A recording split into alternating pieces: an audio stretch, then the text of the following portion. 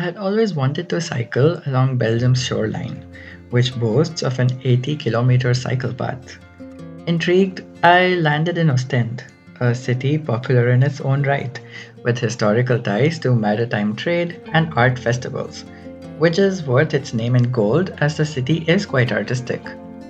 From grand sprawled out public spaces to customized motorbikes that will repeatedly catch your attention, Ostend feels like a patchwork of modern and ancient stamps, like somebody juxtaposed iconic images from 2 centuries all in the same place.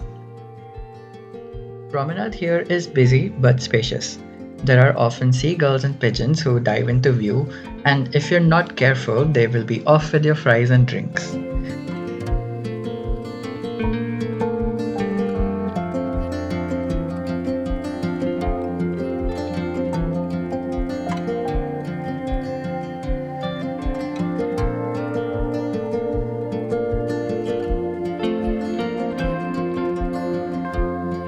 Near the shore, we find a seafarer's monument, which is an homage to all the fishermen who have lost their lives to the sea in Ostend.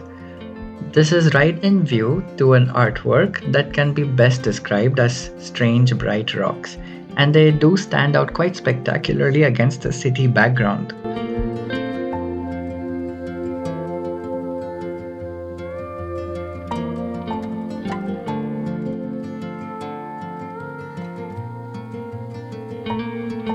Since I arrived a bit early, I was able to enjoy a quiet walk along the beach promenade and get my feet in the sand. There is an endless ocean humming in front of me and a pleasant breeze to lull the senses. What would be an ideal time to sunbathe is unfortunately clouded away by the skies.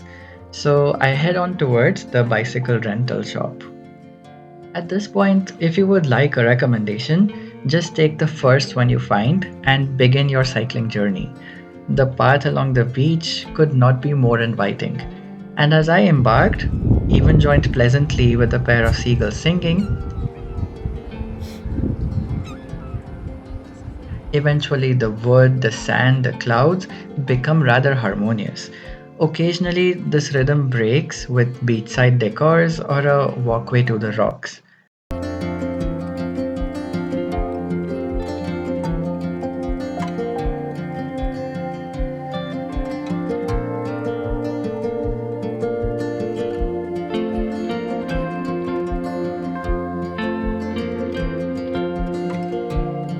Most of these rock pathways are man made along the shore, just to break the monotony of sand meeting sea. And here we find seagull colonies munching on shellfish and other insects.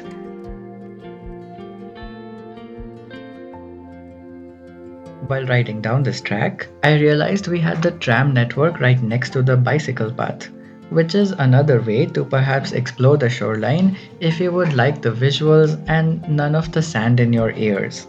I wouldn't fault if you do. The wind picking up every speck of dust certainly finds its way to my face, and that explained the natural glitter of dirt I needed to wash away later. Somewhere between Oostende and Middelkerke, I saw these cannons and military weapons, which are part of a preserved exhibit now, but were an actual war front of Belgium in the Second World War. In fact, Ostend was the most bombed city in Belgium by the British Army at the time. Today, thankfully, the greatest trouble to the citizens here is the encroachment of the beach onto the cycle path. And yes, we often have to stop, walk, and cycle onwards on these patches of sand. In the distance, we could see adventure seekers, wind sailing, children building sandcastles, athletic people being athletic, and us cyclists taking in the views, cycling as leisurely as possible.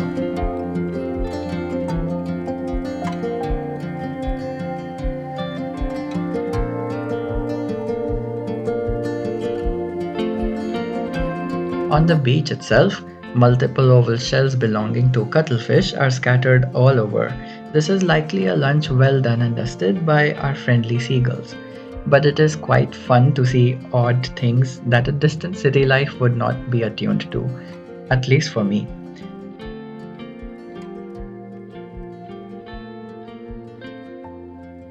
And back in Ostend, a couple hours later, we realized this romantic idea of a city is also a home for so many. I wonder if everyone who lives here loves here.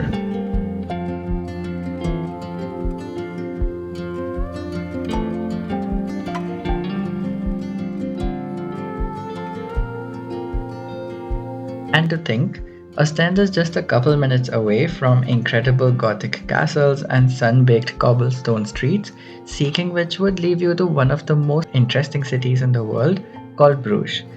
But that story is for another video.